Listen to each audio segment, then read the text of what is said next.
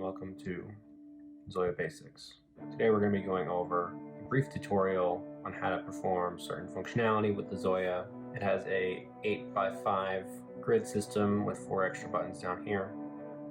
It has stereo ins and outs, as well as MIDI 1/8 inch in and out jacks that connect to 5-pin dongles. There's also a C port, which acts as CV/expression in or out of the pedal. There's a bypass, which will determine the color of these 4 LEDs in the bottom left. So when the pedal is bypassed, it is red. When it is engaged, it will be green. If you press a module and you scroll to another page, these LEDs will change yellow, meaning that you have a connection that can potentially be made if you hold down this to another active module. You can always hit the back button to cancel certain things. When you're in a patch and you're switching pages, you'll see the page list. Here in this certain patch, there's only 1 active page, but you can have up to 64.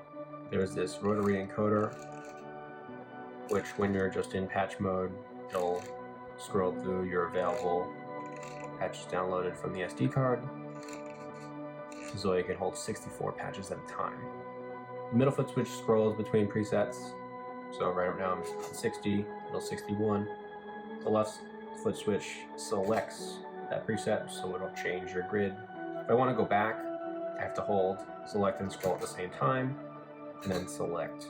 All right, so those are the default options for these foot switches. You can also send stump switch signals to any CV connection by setting them in a specific module. So in this case, if I hold down the left stump switch, it's going to activate these 2 LEDs, so it's doing something in the patch.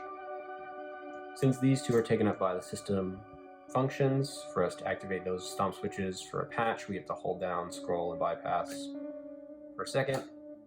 That LED will change to aqua, indicating that we're now in performance mode or analog mode, whatever you want to call it. Now you can use these 2 foot switches to control things. So now my middle switch will activate something, and my right stump will activate something else.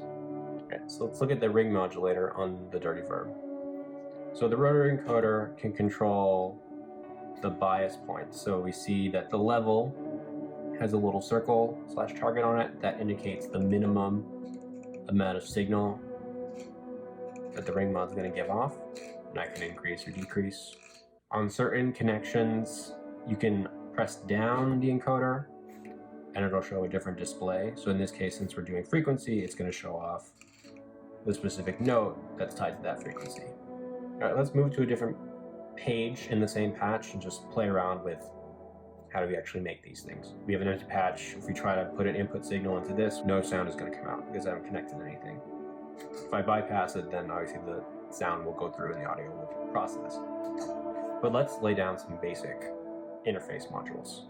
Right, so when you hit an empty slot on your grid, you have 5 categories to choose from.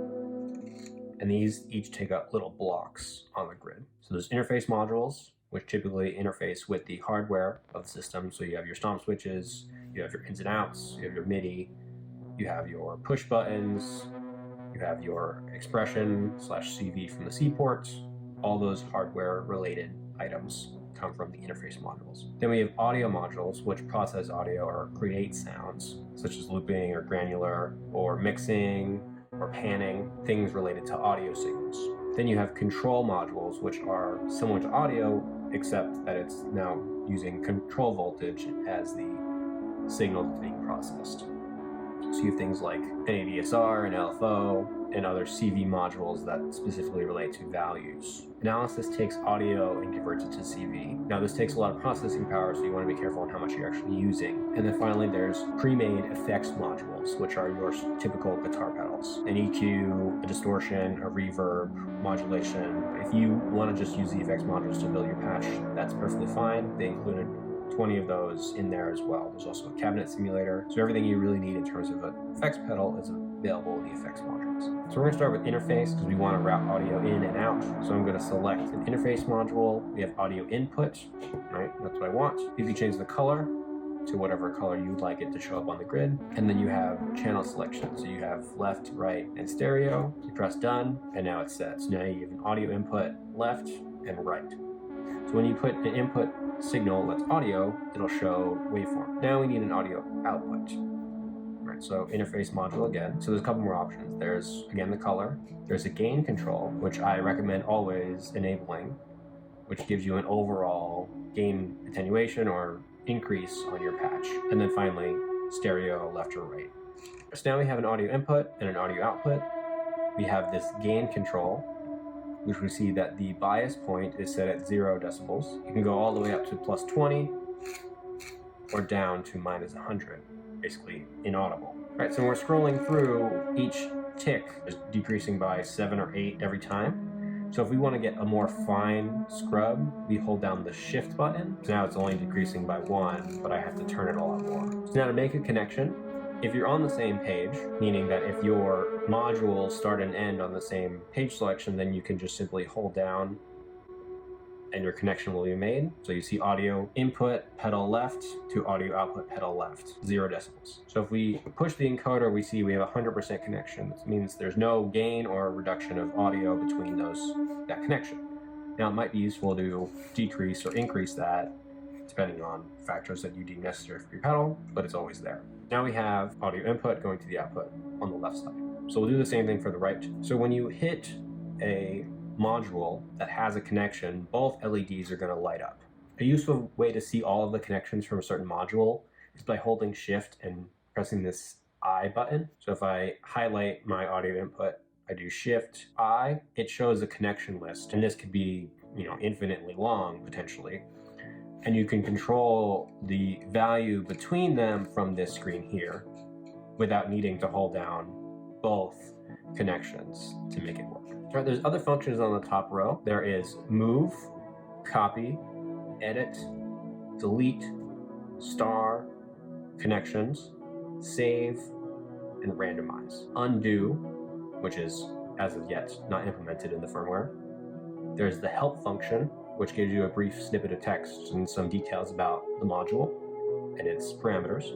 And there's the settings menu. So the settings menu has some configurations in there. You can change the usability of the control ports, what MIDI channel it's listening on, how many patches to load up, number of banks if you want to use a bank selection system.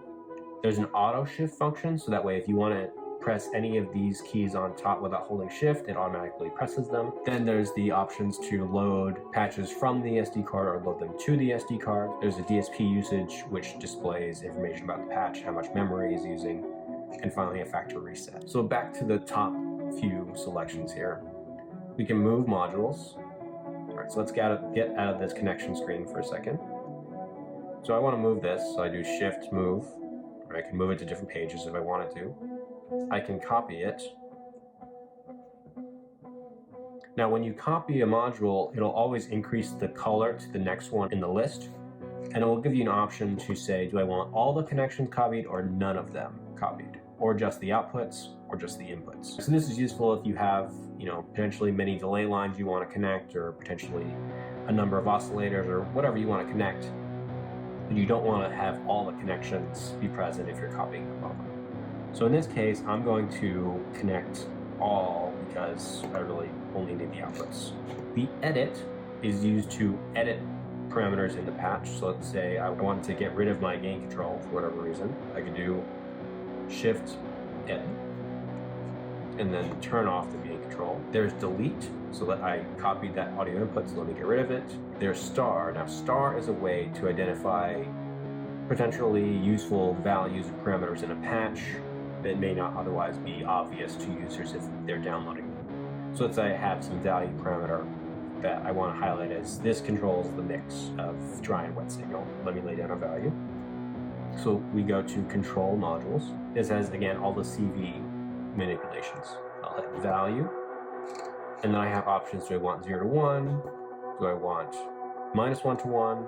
I'm going to go -1 to 1 just to show it off. All right, so this is just sending CV of a preset value. Let's say I want to star this, and I say this isn't important. If I hit shift star, it's going to show a list of all the star connections, and it's going to give you the module name and the value of that connection or audio or whatever it happens to be. If you do shift save, it'll save your patch to the hardware, and then you can load it up. Again, when you scroll through, If you exit a pouch without saving, it's not going to save any results. Then finally there's random, which randomly changes a connection strength or value or parameter or something in your patch. So in this case, when I hit random, it changed the connection strength between the pitch detector and my vibrato to pretty much 0. So random is a fun way to manipulate a patch. You hit it, you play around with it, see if it sounds good, you save it if it does, you discard it if it doesn't. Finally, let's look at the help text for a particular analysis module. So we'll do one of my favorites, the pitch detector. So a pitch detector takes audio in and converts it to that CV signal out. So if we hit the module, we do shift question mark, it gives us some text about what it is. It interprets the pitch of connected audio signal as a CV note output, which can be sent to an oscillator or quantizer. You can affect the tracking by changing the connection strength between the audio source and the audio input and transpose which note the oscillator will generate using the connection strength to the oscillator. All right, so the help text is really useful if you want to know more about your individual modules on the fly.